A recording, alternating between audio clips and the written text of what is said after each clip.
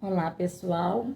Voltando à nossa leitura do livro Saúde Integral, do pastor Jorge Bisoni, hoje estaremos concluindo o capítulo 10 e vamos iniciar pelo subtítulo Integrando Fé, Esperança e Ajuda Prática. Paulo e Neemias, em tempos e contextos e alianças totalmente diferentes, nos mostram que a fé não é passiva e que a palavra permanece a mesma. Pensar nas coisas do alto nos dá direção e colocar diante dos olhos o que nos traz esperança nos dá força para agir. Isso inclui buscar ajuda quando necessário. Se o burnout nos esgota, se a ansiedade clínica tenta nos oprimir, ou se a depressão nos propõe deixar a alegria, não há vergonha em recorrer a um pastor, conselheiro e, depois disso, até mesmo uma ajuda médica. Observe o que o apóstolo Paulo disse para seu discípulo e filho na fé Timóteo, em 1 Timóteo, capítulo 5, verso 23. Não continue a beber somente água. Usa um pouco de vinho por causa do teu estômago e das tuas frequentes enfermidades. O termo grego aqui para vinho é oinos, que pode se referir tanto ao vinho fermentado quanto ao suco de uva não fermentado. E neste caso, muitos estudiosos entendem que Paulo indicava o suco puro, sem álcool, até pelo fato o álcool etílico é extremamente agressivo ao estômago, uma bebida comum na época, valorizada por suas propriedades naturais. Esse ónus sem álcool trazia alívio ao corpo de Timóteo, pois contém resveratrol, que é um poderoso antioxidante que protege o coração e combate inflamações como úlceras e gastrites e flavonoides que fortalecem os vasos sanguíneos e acalmam o organismo. Dádivas que o Criador colocou nas uvas para nosso benefício sem a necessidade de fermentação. E assim como os enfermos foram orientados por Tiago a buscar ajuda na comunhão da igreja, como lemos em Tiago capítulo 5, verso 14 e 15. Está alguém entre vós doente? Chame os presbíteros da igreja e estes orem sobre ele, ungindo-os com óleo em nome do Senhor. E a oração da fé salvará o enfermo, e o Senhor o levantará. E se houver cometido pecados, ser-lhes-ão perdoados. Esse óleo, geralmente o azeite de oliva, era mais que um símbolo, rico em antioxidantes e propriedades anti-inflamatórias. Ele suavizava a pele, aliviava dores e promovia a recuperação física, sendo um unguento que Deus providenciou para auxiliar no corpo, no cuidado do corpo. É óbvio que foi a oração da fé que operou a cura, o poder de Deus que levantou o enfermo.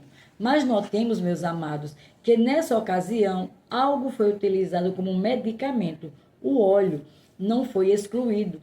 Ele caminhou junto com a fé, como um servo humilde sob a autoridade divina. Esses exemplos nos revelam com clareza que a fé e os recursos terrenos podem andar de mãos dadas sob o olhar soberano do Pai. Mas digo com o coração transbordando de certeza, acima de tudo, mantenhamos nossos olhos fixos em Cristo, como nos exorta Hebreus 12, verso 2, olhando firmemente para o autor e consumador da fé, Jesus, o qual, em troca da alegria que lhes estava proposta, suportou a cruz, não fazendo caso da ignomínia, e está assentado à destra do trono de Deus. Ele é nosso refúgio, nossa esperança, nosso Salvador. E que a palavra de Deus que guia nossos passos sejam sempre nossa âncora, pois está escrito em Salmo 119, verso 105. Lâmpada para os meus pés é a tua palavra e luz para os meus caminhos. Com os olhos em Cristo e os pés iluminados pela palavra, nós seguimos firmes, confiando no poder da oração e agradecendo pelos meios que o Senhor colocou aos nossos alcance para nos restaurar. Buscar ajuda, a coragem de confessar e ser transformado. Meus queridos irmãos e amigos em Cristo, permitam-me tocar em um ponto delicado. mas essencial nessa nossa jornada rumo à saúde mental. A coragem de buscar ajuda. Muitas vezes nós, que carregamos o escudo da fé, podemos cair na tentação de usá-lo como um véu para esconder nossa fraqueza. Eu já estive nesse lugar e talvez você também, achando que admitir uma luta é sinal de derrota espiritual. Mas ouçam-me e ouçam juntos esta verdade libertadora. Aquele que confessa sua fraqueza não confessará o fracasso, pois prontamente encontrará ajuda. Paulo nos ensina em 2 Coríntios capítulo 3, verso 18. E todos nós, com o rosto desvendado, contemplando como por espelho a glória do Senhor, somos transformados de glória em glória na sua própria imagem, como pelo Senhor, o Espírito. Desvendar o rosto, meus amados, é o primeiro passo para a transformação. Como citamos anteriormente, não há pecado algum em procurar um médico ou um profissional de saúde quando nossa mente clama por socorro. Há momentos em que questões químicas em nosso cérebro, desequilíbrios que fogem ao nosso controle, prejudicam o bom funcionamento daquilo que Deus criou com tanto esmero. Deixe-me dar um testemunho e me expor, a fim de lhe abençoar. Há alguns anos, decidimos sair em família. Eu, minha amada esposa Lucimar e meus filhos, Daniel, Lucas e João Victor. Compramos a camisa do nosso time de futebol e fomos ao shopping a fim de almoçar e ter um momento em família. Mas por trás do meu sorriso havia 15 anos sem férias de 30 dias corrido.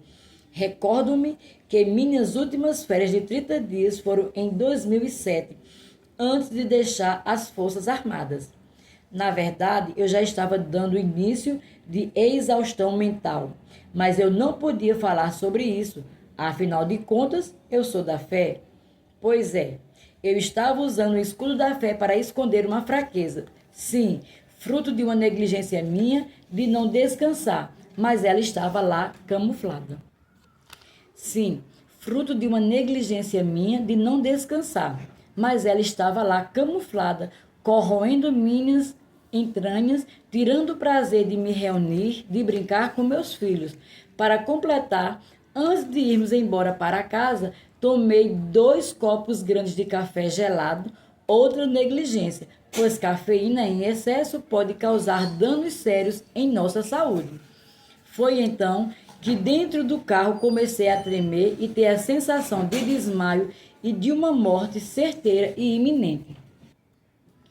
Mas como sou da área de saúde, entendi que estava ali um homem de fé que crê e confessa a palavra em meio a uma resposta de luta ou fuga, ou crise de ansiedade.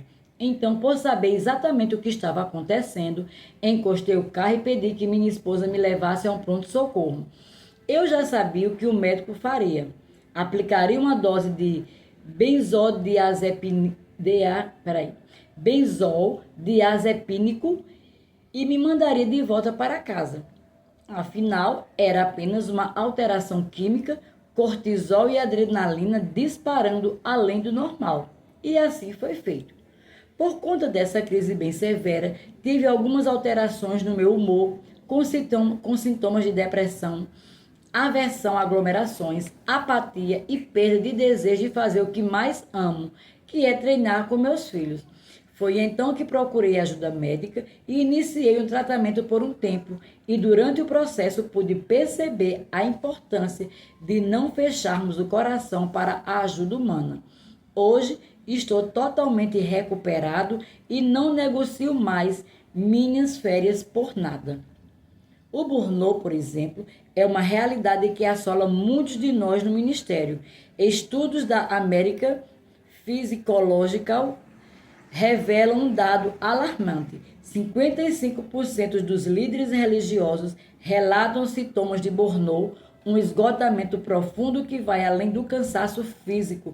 Trata-se de um desgaste emocional, mental e espiritual que se manifesta por meio de exaustão crônica, desânimo, perda de motivação e até uma dolorosa sensação de desconexão com o próprio chamado. O jornal acrescenta que esse tipo de exaustão prolongada pode comprometer funções cognitivas como foco e tomada de decisões, aumentar o risco de isolamento emocional e até afetar diretamente importantes como o prazer na oração ou na ministração da palavra. Paralelamente, a ansiedade clínica que atinge milhões de brasileiros, segundo o Ministério da Saúde, 2024, se manifesta como um turbilhão no corpo. O coração dispara, os pensamentos embaralham, o ar parece faltar. A depressão, por sua vez, com 280 milhões de casos no mundo, OMS 2022, apaga aos poucos a luz interior, tornando os dias pesados e a fé, por vezes, silenciosa. Buscar ajuda para essas condições não é fraqueza, mas sabedoria. Deus, em sua infinita bondade, nos deu a natureza e a ciência como ferramentas para nosso bem-estar. Contudo, acima de tudo, coloquemos a palavra de Deus como nossa bússola, pois ela é viva e eficaz e mais cortante do que qualquer espada de 2 gumes. Hebreus 4:12. Ela nos guia, nos corrige e nos sustenta, mas não anula os meios que o Senhor colocou ao nosso alcance para a nossa restauração. E para encerrar este capítulo, eu quero te fazer um pedido com todo amor e temor no coração. Não se levante e tome decisões por motivos ruins. Muitas histórias são contadas por aí de pessoas que mudaram suas vidas após passarem por perdas profundas, traumas, lutos ou situações marcantes. Há quem comece a se exercitar depois que um filho sai de casa ou após a morte de alguém querido, ou mesmo por causa de uma doença que bateu à porta. São momentos difíceis que podem até gerar uma mudança positiva, como sair da inércia e buscar cuidar de si. Mas nós que somos filhos da luz, não precisamos esperar a dor nos empurrar para o propósito. Não espere o luto, a decepção, o divórcio, a enfermidade ou a tristeza profunda para tomar decisões que deveriam nascer da alegria da salvação.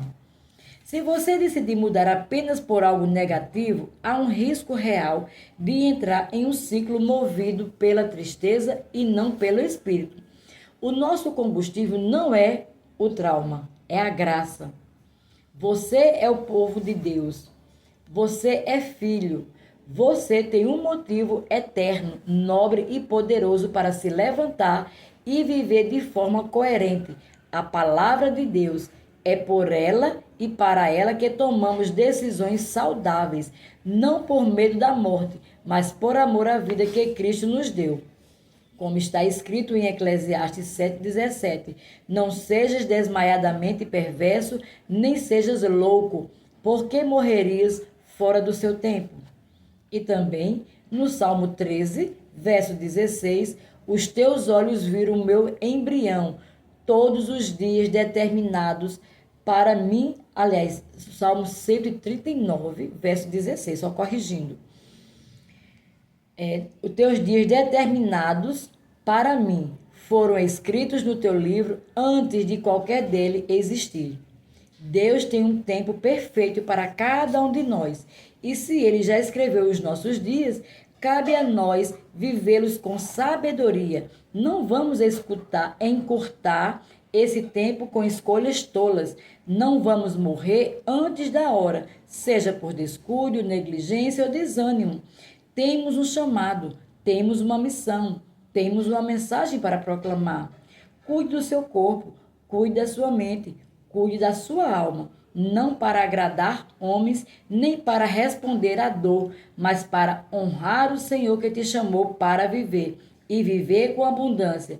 Esse é o verdadeiro motivo, esse é o verdadeiro culto. E aqui concluímos o capítulo 10. Até o próximo vídeo.